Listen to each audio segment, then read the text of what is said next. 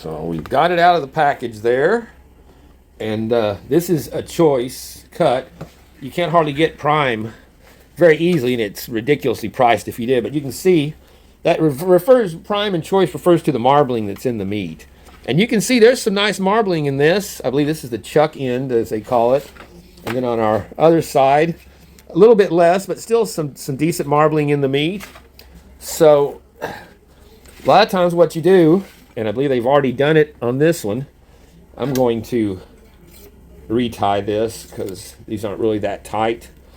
You tie these up to help keep the shape of your meat, otherwise it would flatten out as it cooks and lose the shape.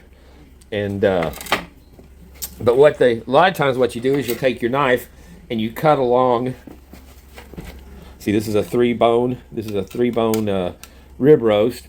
You cut along the edge of those bones so that whenever it's done and you go to carve it, they're free to go. And a lot of times the butcher will do that. And I think, well, I thought that, yeah, there we go.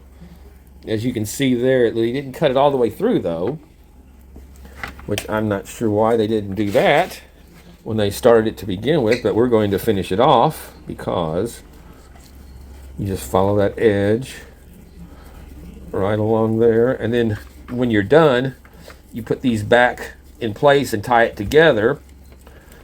And that way you get the flavor of your bones cooking with your meat. But for right now, what we're doing is we're doing the dry brine. So it calls for a half a teaspoon of salt per pound. And we've got, what I've got is a herd of, little faces down there smelling meat. So yeah, what we've got is just short of 9 pounds, 8.9 pound roast here. So that calls for 4.5 teaspoons of salt. So we're going to start by, and this is the coarse kosher salt. We're going to sprinkle that on and get a good coating on it all the way around. So it will be absorbing some of that. And what this is going to do is going to draw the moisture out of this roast and then reabsorb it back in, because it's going to be sitting in the refrigerator now for uncovered for the next 2 days.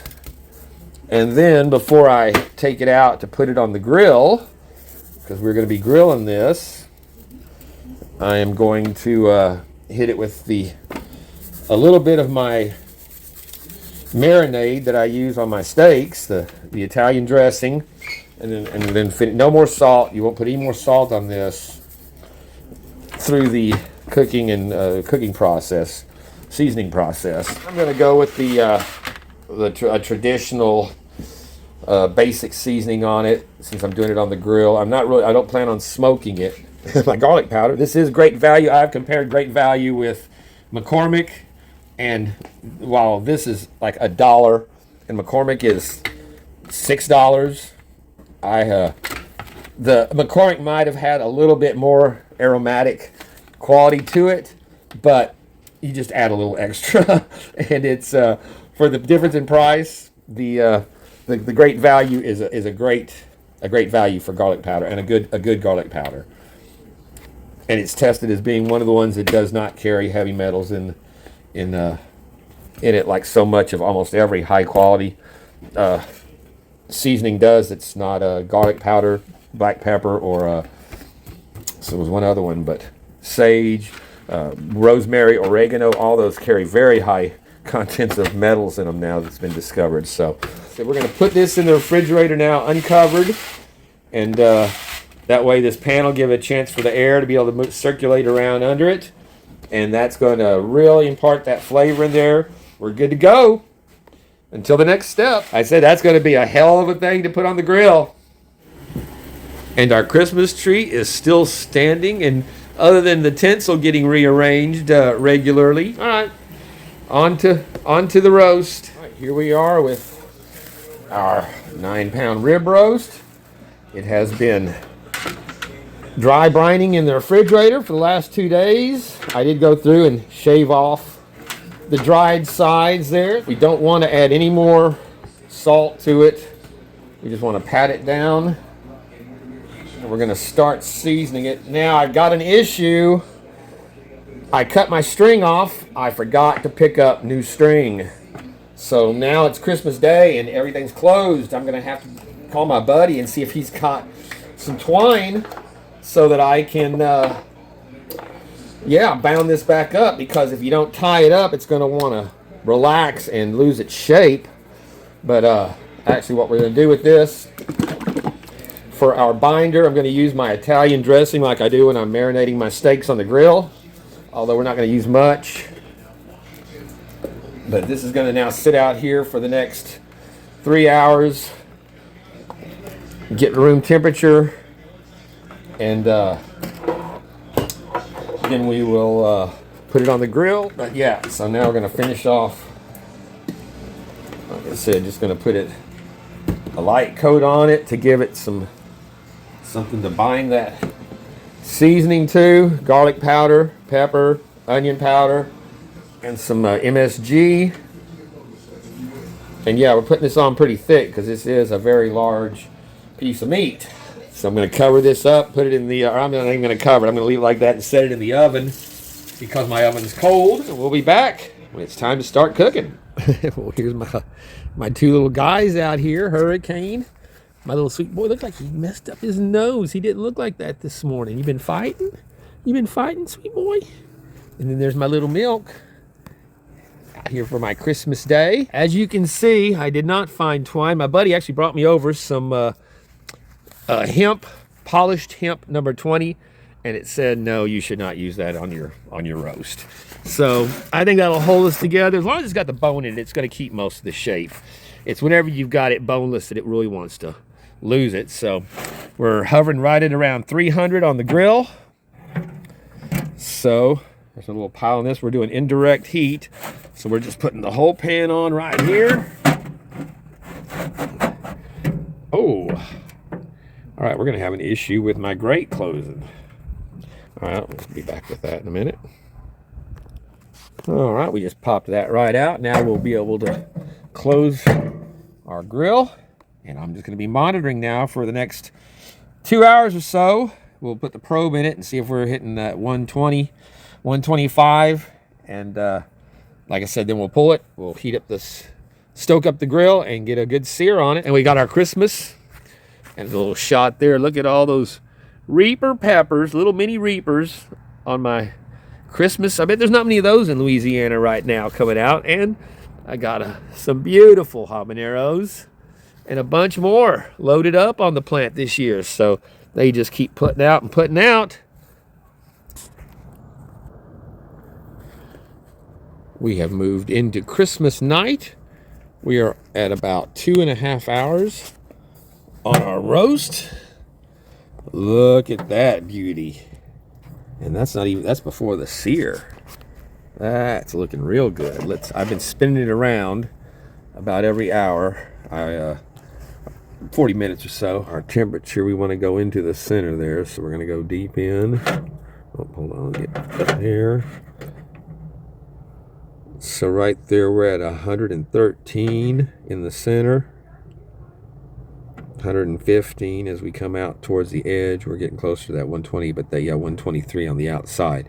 So yeah, we still need a little more time. It's been 2.5 hours.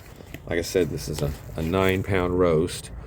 So we'll give it about another 30 minutes, and then we'll pull it and get that fire going hot and get a quick sear. But yeah, I just took foil, heavy duty foil, and twisted it tight to make those wraps, and they've held out pretty good. Well, our roast has come off the grill, and you got to really watch that last 10 degrees because my temperature jumped on me before. From 118 it went up to 125 very quickly. Let's check our center now. See, it was still at 133. So I went 10 degrees over very quickly.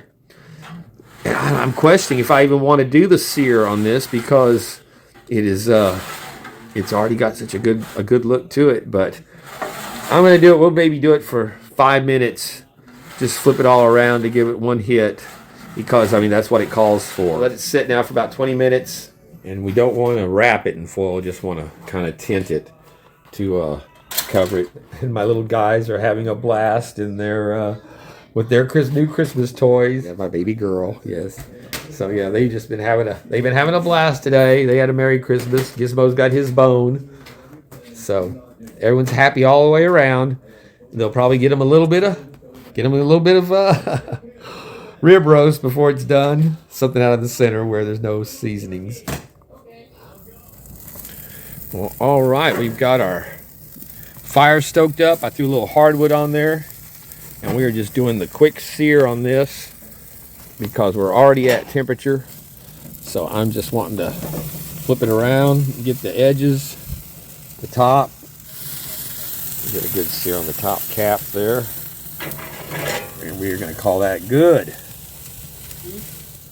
Let's pop our wraps off there. That worked out great.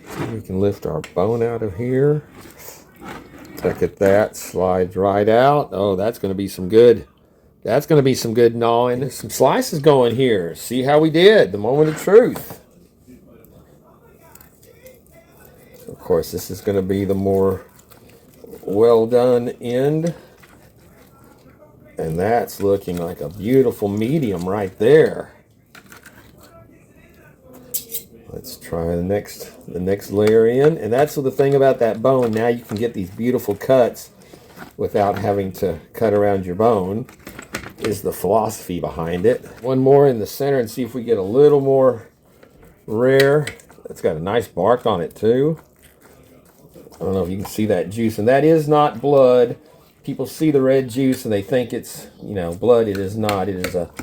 That's just a byproduct of the meat, the iron, and I forget the term for it. But no, that is juice. That has nothing to do with blood. Same thing whenever you see the meat in the package. That is not blood in your raw meat either. I know it's not very good talking about blood. I'm carving up Christmas dinner. Ribeye. Get that bone out of the way. Look at there. That is beautiful. Now we gotta do a taste. Yeah, the purist will say that I overcooked that. That's too well done.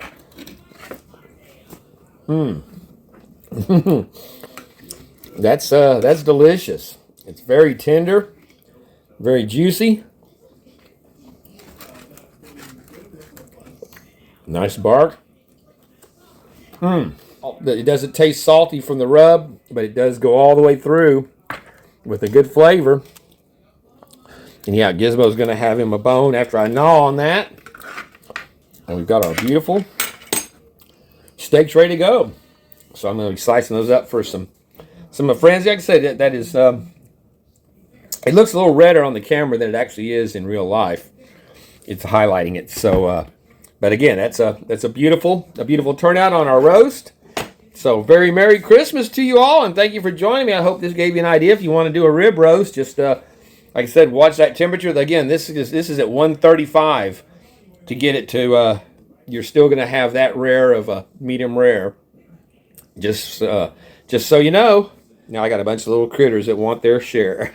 Well, there we go. Simple and rustic. Our beautiful prime rib Christmas dinner. Made up a little creamy horseradish sauce along with my au jus that I just put on there. The horseradish is pretty good with it too. And we got our twice baked potato. So thank y'all so much. I hope you had a very Merry Christmas and you have a wonderful New Year, my friends.